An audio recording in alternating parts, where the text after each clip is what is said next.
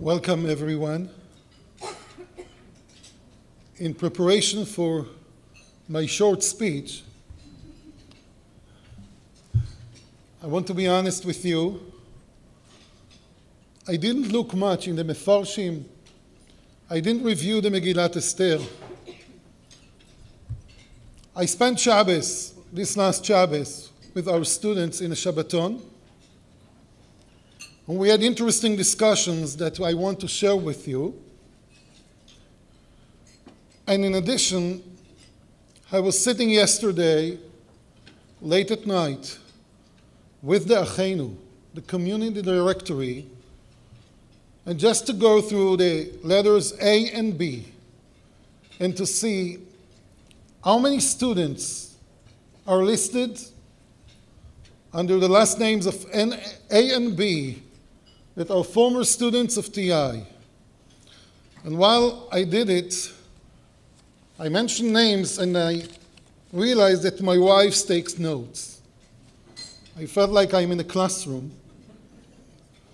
And the list is endless. And I did it because I wanted to be more inspired to speak tonight about what TI is about and about our outstanding honoree. In a week from today, we'll walk to Shul to listen to Megillat Esther. And what I asked this last Shabbos our students, that there is something in Megillat Esther that looks to me like not the typical Megillat Esther part. Because among all the Mefarshim, they all agree that Megillat Esther is the perfect timing, it's the perfect story, that everything happens exactly on time, and everything together creates the story. So here we have the replacement of Vashti with Esther, and we have the story with Bigtan Vateresh, and we have the Etz, and everything works perfect to make the story of Purim what is the story about Hashgacha Pratit. But one exception, one short part in the story that I would expect it to be different, says as follows. After Haman and Rasha comes up with the idea of what we all know, to kill all the Jewish people. And Mordechai tells Esther, you have to go to the king. How perfect could it be if at the moment that she was told that you have to go to the king, how perfect Purim style and Megillat Esther style would be if at the moment that she was asked to go to the king, and may I use the terminology that we use today with our students, but only because it's a Purim, a little bit style. At the time that he tells her you have to go to the king, she would get a text message. And the text message would say, Esther, I didn't see you for the last 30 days. I want to see you right away. And that would be a perfect Megillat Esther story. Why is it that she has to say, Ve'ani lo nikreti lavo el hamelech, and she says, and the one that the Melech doesn't call him, Achat dato lehamit, risks his life. And Mordechai tells her clearly, you have a choice. You have to make a decision. ואם אחרי שתחרישי בעת הזאת, רווח והצלה יעמוד ליהודים ממקום אחר. It's your decision, whether you go or you don't. Why is it so different than the rest of Megillat Esther?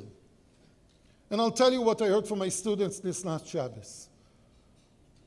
All of them agreed that there are times that you have to make decisions. You cannot build on coincidence.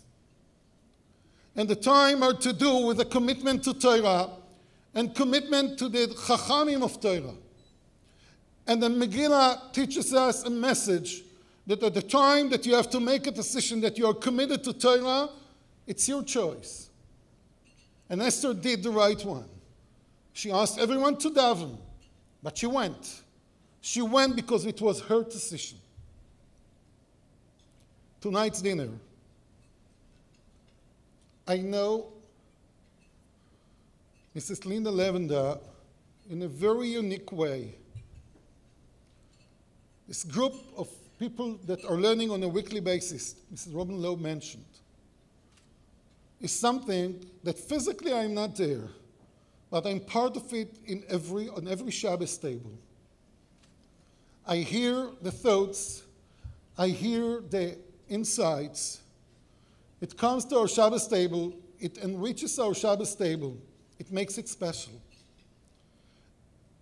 Today's honoree, tonight's honoree, is the one who made a decision. And she made a decision that is a role model. She made a decision to commit herself to Torah and to Rabbanim. And that's the perfect shidduch between her and TI. We are an institution that is Machon Torani Lebanot. We give the most excellent education academically. But then first and foremost, we are Machon Torani Lebanot. We are serving students, mostly coming back from Eretz Israel. I was there a few months ago. I was there a year ago. I'm there, Baruch Hashem, every year. I was giving a shiur in, I think, 18 seminaries. It was at the time that was the terror attack in Rehov Malchei Israel and Geula. Last year I was there when it was around the time of the Har Nof terror attack. Those seminaries that I visited were down the block, around the corner. I spoke to the students. I didn't mind the parents.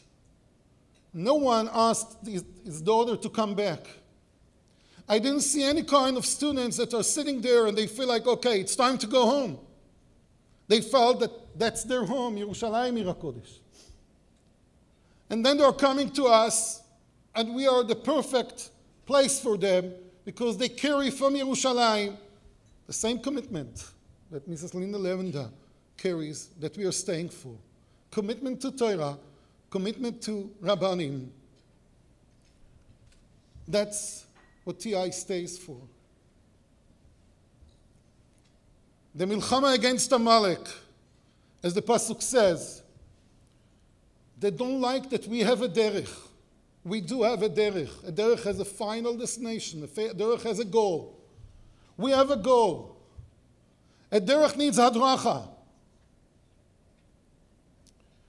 When Moshe Rabbeinu tells Yoshua bin Nun for the first time, בחר לנו אנשים וצא יילחם בעמלק, מחר אנוכי ניצב על ראש הגבעה. The Gemara says, how you should punctuate the pasuk. בחר לנו אנשים וצא יילחם בעמלק מחר, כמה? אנוכי ניצב על ראש הגבעה, maybe from today, or maybe צא יילחם בעמלק, tomorrow I'll be on ראש הגבעה. Many pirushim. But one thing is clear. In a way, the word machar is written twice. Because we are here to make sure that there is a future, there is a tomorrow. Once Amalek is Reishis Goim Amalek, stays for the Rashi Tevo Isrega. Reishis Goim Amalek, Reish Gimel Ayin. They live for the moment. We live for tomorrow. That's what we do when we sit on the night of the Seder and we say, Vaya ki ishalcha bimcha machar. That's what we are coming tonight to support. The future of the chinuch of our daughters, to create an amazing tomorrow, and hopefully soon we'll all be going back, bringing ourselves to Yerushalayim and carrying the concept of commitment to Torah and commitment to Das Torah. Thank you very much.